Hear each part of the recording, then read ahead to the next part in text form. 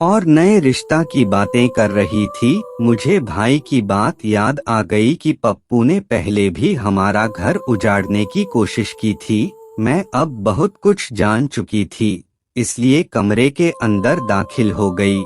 मुझे देखकर भाभी और पप्पू अंकल चौंक उठे, लेकिन थोड़ी देर में उन्होंने अपने आप पर काबू पा लिया।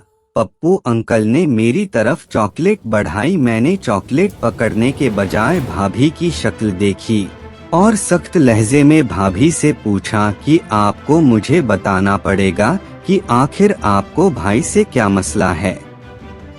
भाभी जान चुकी थी कि उनके झूठ का पोल खुल चुका है, इसलिए बिना झिझक के भाभी ने मुझे सारा सच बता दिया। भाभी शादी से पहले पप्पू अंकल से मोहब्बत करती थी, लेकिन पप्पू अंकल ने उनसे शादी करने के बजाय विदेश जाकर नौकरी करने लगी और भाभी की मोहब्बत को छोड़कर अपना करियर चुन लिया।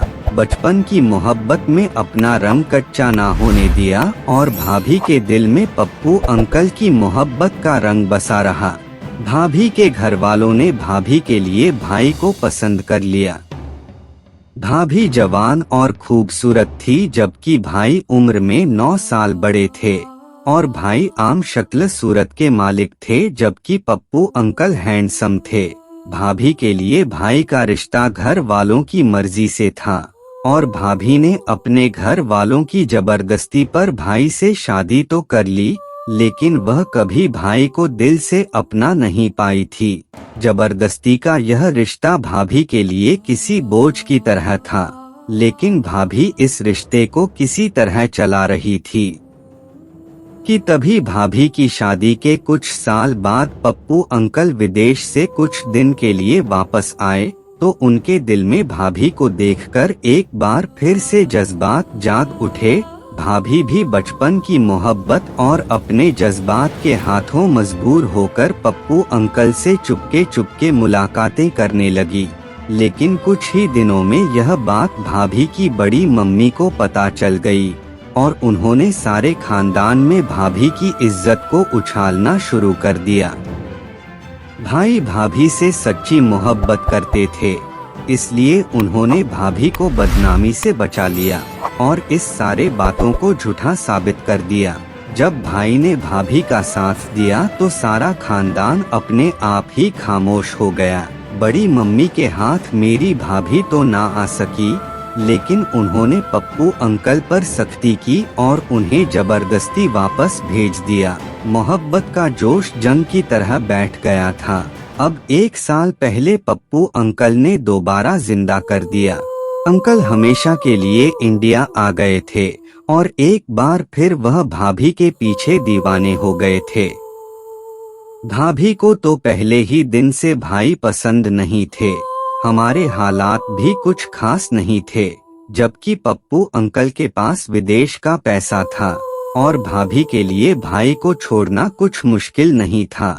लेकिन बात यह थी कि भाई मुझसे भी बहुत मोहब्बत करते थे और भाभी मुझे अपने साथ विदेश ले जाना चाहती थी। इसलिए भाभी ने जानबूझकर यह सारा खेल रचाया और मेरी नजरों में भाई को गलत साबित कर दिया। भाभी हमदर्दी बटोरकर मुझे अपने साथ ले जाना चाहती थी, इसीलिए हमारे सामने भाई को जालिम साबित किया और खुद बेचारी बनकर रहने लगी। इतने साल से मैं यही सोच रही थी कि भाई तो कभी ऊंची आवाज में मुझसे बात तक नहीं किए, फिर वह बंद कमरे में भाभी पर जुल्म कैसे कर सकते हैं। मैंने भाभी से साफ साफ कह दिया कि अगर आपको उसके घर जाना है तो आप जा सकती है, लेकिन मैं अपने भोले भाले और वफादार भाई को नहीं छोड़ सकती।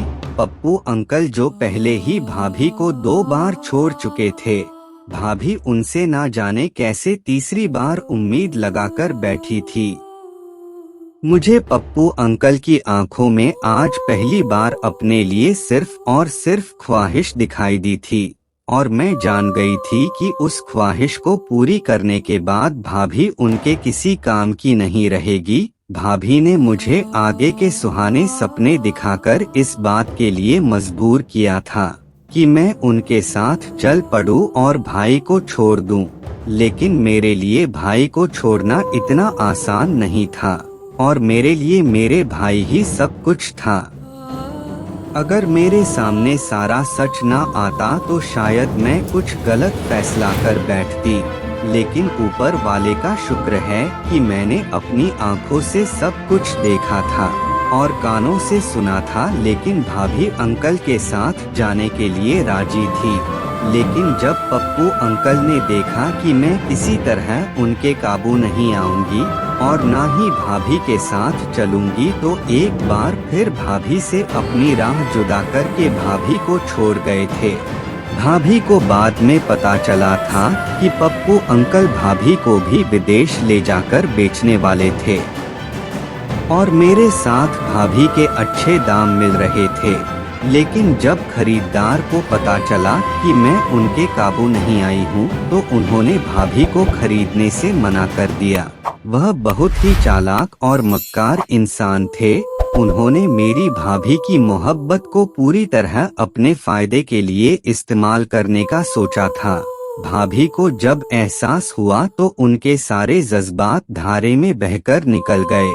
वह कितना बड़ा नुकसान करने जा रही थी। अगर भाभी और मैं उनके साथ चले जाते तो वह हमारी इज्जत को एक बार फिर वैसे ही बदनाम करते, जैसे बड़ी मम्मी ने भाभी की इज्जत की धज्जियां बिखेरने की कोशिश की थी। ना जाने कौन सा अच्छा काम हम दोनों ननद भाभी के काम आ गया था कि हम पप्पू अंकल के चुंगल से निकल गए थे।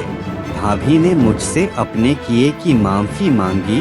मैंने भी भाभी से वादा किया अब वह कभी ऐसी गलती नहीं करेंगी।